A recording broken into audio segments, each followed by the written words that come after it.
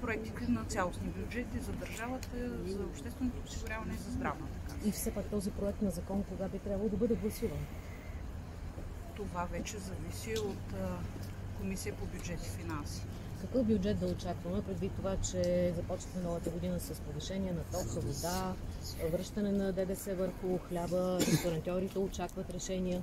Въпросът за данък върху добавената стойност е временна мярка, така че въпрос на предложение от страна на правителството е дали да се запази мярката или да се върне към общия ред, по който се определя ставка ДДС. Все пак, кога да очакваме обективно според вас нов бюджет 2025?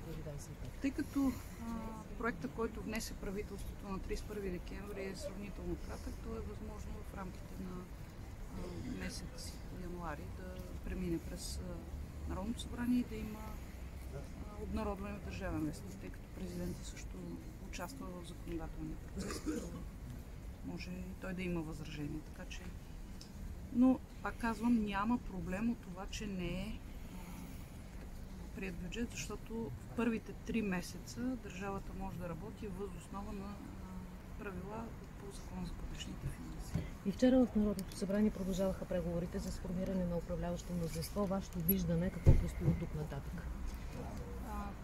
Председателя на Народното събрание няма ангажимент към процедурата по формиране на правителство. Това е ангажимент в момента на най-голямата по численост парламентарна група. Тя води преговорите, така че аз се надявам те да бъдат така водени, че държавата да се наложи, да не се налага да бъде отново в процедура по избори.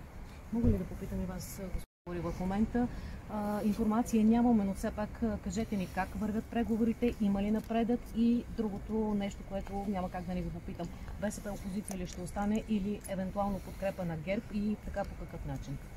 Има контактна група, която знаете, че води всичките тези разговори. Тя ще информира изпълнителното бюро и парламентарната група още началото на тази седмица, във вторник. Най-вероятно ще се случи, след което ще има заседание на Националният съвет. Колективните органи са тези, които могат да вземат решение как продължаваме от тук нататък.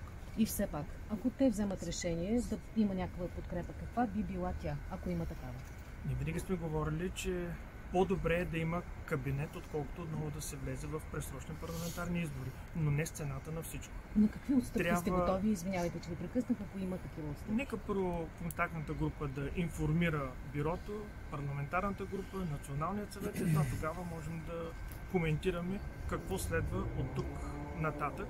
За нас е важно да има кабинет, който да бъде от експерти и ясни приоритети, които да могат да изкарат страната ни от тази ситуация, в която се намира. Не считаме, че е нормално за 3 години, 7 пъти и сега 8 път да се отиде на предсрочни парламентарни избори, но пак казвам, не с цената на всичко. Нека първо да се видят кои са приоритетите, могат ли да се съберат множествата на всички партии, които считат, че това е вярното за България движение напред и едва тогава можем да говорим.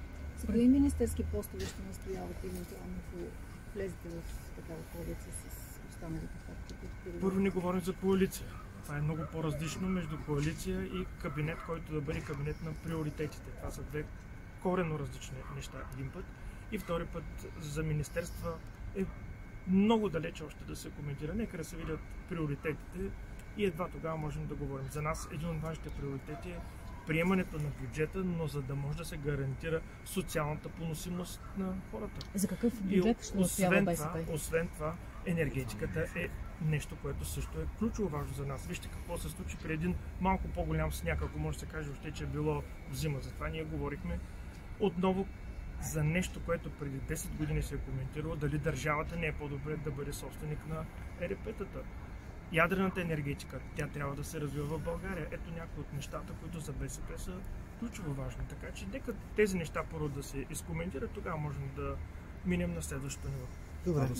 Благодаря ви. Само две